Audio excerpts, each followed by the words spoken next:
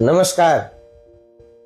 વ્યાપારનો કોઈ પણ પ્રકારનો પ્રોબ્લેમ હોય, ધંધો ન ચાલતો હોય, બિઝનેસ ન ચાલતો હોય, તો એના માટે હું એક સરળ અને સટીક ઉપાય લઈને આવ્યો છું.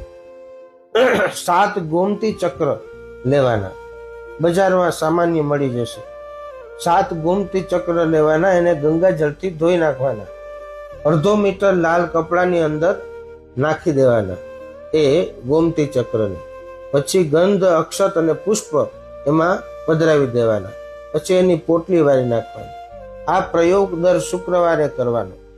પછી એ પોટલી આપણા મંદિરના સ્થાનમાં રાખી દેવાની અને પછી તમારા મંદિરમાં પૂજા પાઠ તમે જે દરરોજ કરતા હોય એ કરવાનો.